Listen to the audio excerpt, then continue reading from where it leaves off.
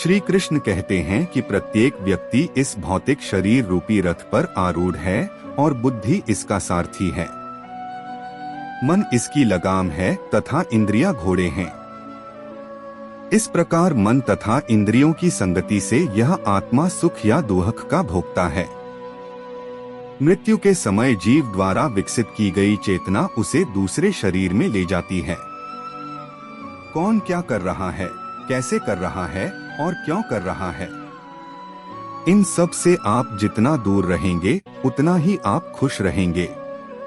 समझदार व्यक्ति जब संबंध निभाना बंद कर देता है तो समझ लेना उसके आत्मसम्मान को कहीं न कहीं ठेस पहुंची है।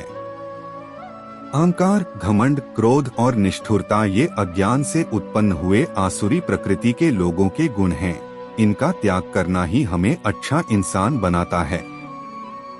मोह उसी का करो जिस पर आपका अधिकार है।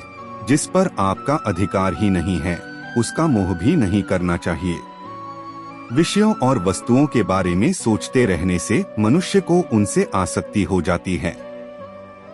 इससे उनमें कामना यानी इच्छा पैदा होती है और कामनाओं में विघ्न आने से क्रोध की उत्पत्ति होती है। जितना हो सके खामोश रहना ही अच्छा है, क्योंकि सबसे ज्यादा गुनाह इंसान से उसकी जुबान ही करवाती है। श्री कृष्ण कहते हैं कि हे अर्जुन, अपने परम भक्तों जो हमेशा मेरा स्मरण या एकाग्र मन से मेरा पूजन करते हैं, मैं व्यक्तिगत रूप से उनके कल्याण का उत्तरदायित्व लेता हूँ। हे परंतप, जो लोग भक्ति में श्रद्धा नहीं रखते वे मुझे प्राप्त नहीं कर पाते, अतः वे इस भौतिक जगत में जन्म मृत्यु के मार्ग पर वापस आते रहते हैं। मौन सबसे अच्छा उत्तर है किसी ऐसे व्यक्ति के लिए जो आपके शब्दों को महत्व नहीं देता है। बदल जाओ वक्त के साथ या फिर वक्त बदलना सीखो। मजबूरियों को मत कोसो, हर हाल में चलना सीखो। किसी काम की चिंता करना ठीक है, पर चिंता इतनी भी नहीं होनी चाहिए कि वह काम ही बिगड़ जाए। अच्छी नियत से किया गया काम कभी व्यर्थ नहीं जाता और उसका फल आपको जरूर मिलता है। मैं किसी का भाग्य नहीं बनाता, हर कोई अपना भाग्य खुद बनाता है। आप आज जो भी कर्म कर रहे हैं उसका फल आपको कल प्राप्त होगा, और आज जो आपका भाग्य लक है वह आपके द्वारा पहले किए गए कर्मों का फल है। मनुष्य नहीं, उसके कर्म अच्छे या बुरे होते हैं, और जैसे मनुष्य के कर्म होते हैं उसे वैसे ही फल की प्राप्ति होती है। तुम्हें सिर्फ अपने कर्म करने का अधिकार है, किंतु कर्म के फलों के तुम अधिकारी नहीं हो। तुम न तो कभी अपने आप को अपने कर्मों के फलों का कारण मानो, न ही कर्म न करने में कभी आसक्त हो। सही कर्म वह नहीं है जिसके परिणाम हमेशा सही हो, अपितु सही कर्म वह है जिसका उद्देश्य कभी गलत ना हो। संसार में कोई भी मनुष्य सर्वगुण संपन्न नहीं होता, इसलिए कुछ कमियों को नजरअंदाज करके रिश्ते बनाए रखिए। पूर्णता के साथ किसी और के जीवन की नकल करके जीने की तुलना में अपने आप को पहचानकर अपूर्ण रूप से जीना बेहतर है। जब भविष्य धुंधला पड़ने लग जाता है तब आपको अपने वर्तमान में ध्यान केंद्रित करने की आवश्यकता है। कोशिश कर, हल निकलेगा, आज नहीं तो कल निकलेगा। अर्जुन के तीर सा शुद्ध मरुस्थल से भी जल निकलेगा। जीवन की सबसे बड़ी गलती वही होती है जिस गलती से हम कुछ सीख नहीं पाते हैं। जब हमारा माइंड यानी कि मन कमजोर होता है तब परिस्थितियां समस्या बन जाती हैं, और जब मन स्थिर होता है तब परिस्थितियां चुनौती बन जाती हैं। जब हमारा मन मजबूत होता है तो परिस्थितियां अवसर बन जाती हैं। मनुष्य की मानवता उसी वक्त नष्ट हो जाती है जब उसे दूसरों के दुख पर हंसी आने लगती है। श्री कृष्ण कहते हैं कि हे भरतवंशी, शरीर में रहने वाले का वध कभी भी नहीं किया जा सकता, अतः तुम्हें किसी भी जीव के लिए शोक करने की आवश्यकता नहीं है। समय यही सिखाता है कि जिंदगी किसी का इंतजार नहीं करती और न ही किसी के लिए रुक सकती है। जिंदगी खेलती भी उसी के साथ है जो खिलाड़ी बेहतरीन होता है। दर्द सबके एक जैसे हैं, मगर हौसले सबके अलग अलग हैं। कोई हताश होके बिखर जाता है तो कोई संघर्ष करके निखर जाता है। मनुष्य को अपने कर्मों के संभावित परिणामों से प्राप्त होने वाली विजय या पराजय, लाभ या हानि, प्रसन्नता या दुख इत्यादि के बारे में सोचकर चिंता से ग्रसित नहीं होना चाहिए। यदि आप अपनी गलतियों से कुछ सीखते हैं तो गलतियां सीढ़ियां हैं, और यदि नहीं सीखते हैं तो गलतियां सागर हैं। निर्णय आपका है, चढ़ना है या डूबना है। समस्या इतनी ताकतवर नहीं होती जितना कि हम उन्हें मान लेते हैं।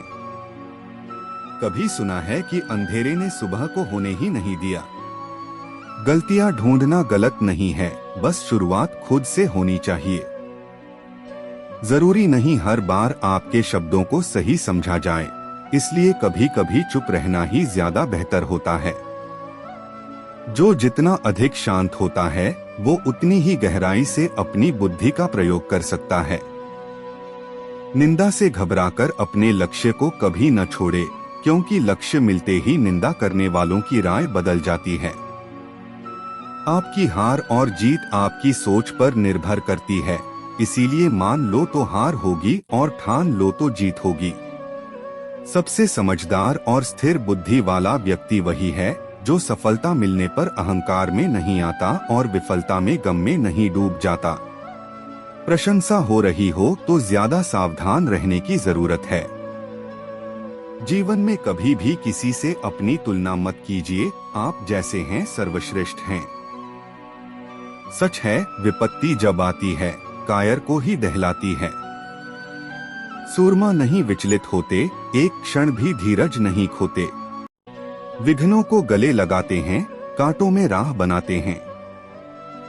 जिसने मन को जीत लिया है उसके लिए मन सर्वश्रेष्ठ मित्र है, किंतु जो ऐसा नहीं कर पाया उसके लिए उसका मन सबसे बड़ा शत्रु बना रहेगा। नकारात्मक विचारों का आना तय है, परंतु यह आप पर निर्भर करता है कि आप उन्हें कितना महत्व देते हैं। हमेशा याद रखना, बेहतरीन दिनों के लिए बुरे दिनों से लड़ना पड़ता है। जीवन में कुछ भी स्थायी नहीं है, इसलिए स्वयं को अधिक तनावग्रस्त न करें, क्योंकि परिस्थितियां चाहे कितनी भी खराब क्यों न हो बदलेंगी जरूर। संसार में परेशानी देने वाले की हस्ती कितनी भी बड़ी क्यों न हो, पर भगवान की कृपा दृष्टि से बड़ी कभी नहीं हो सकती है। प्रेरणा का सबसे बड़ा स्रोत आपके अपने विचार हैं, इसलिए बड़ा सोचें और खुद को जीतने के लिए हमेशा प्रेरित करें। जिसने मन को जीत लिया है उसने पहले ही परमात्मा को प्राप्त कर लिया है, क्योंकि उसने शांति प्राप्त कर ली है। ऐसे मनुष्य के लिए सुख दुख, सर्दी गर्मी और मान अपमान एक जैसे होते हैं। मुश्किलें केवल बेहतरीन लोगों के हिस्से में आती हैं, क्योंकि वही लोग उन्हें बेहतरीन तरीके से अंजाम देने की ताकत रखते हैं। कोई कुछ भी कहे, बस अपने आप को शांत रखो, क्योंकि सूरज कितना भी तेज क्यों न हो समुद्र सूखता नहीं है। जहां आपकी कोई कीमत नहीं है वहां पर रुकना अनुचित है, चाहे वो किसी का घर हो या किसी का मन।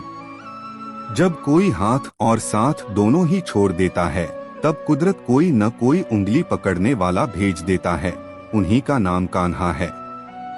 जो मन को नियंत्रित नहीं करते हैं उनके लिए वह शत्रु के समान कार्य करता है। हे अर्जुन, व्यक्ति जो चाहे बन सकता है यदि वह विश्वास के साथ इच्छित वस्तु पर लगातार चिंतन करे। सिर्फ दुनिया के सामने जीतने वाला ही विजेता नहीं होता, बल्कि किन रिश्तों के सामने कब और कहां पर हारना है यह जानने वाला भी विजेता होता है। जो लोग बुद्धि को छोड़कर भावनाओं में बह जाते हैं उन्हें हर कोई मूर्ख बना सकता है। वक्त से पहले मिली चीजें अपना मूल्य खो देती हैं और वक्त के बाद मिली चीजें अपना महत्व। मनुष्य को अपने कर्मों के संभावित परिणामों से प्राप्त होने वाली विजय या पराजय, लाभ या हानि, प्रसन्नता या दुख इत्यादि के बारे में सोचकर चिंता से ग्रसित नहीं होना चाहिए। आत्मा पुराने शरीर को वैसे ही छोड़ देती है जैसे मनुष्य पुराने कपड़ों को उतारकर नए कपड़े धारण कर लेता है।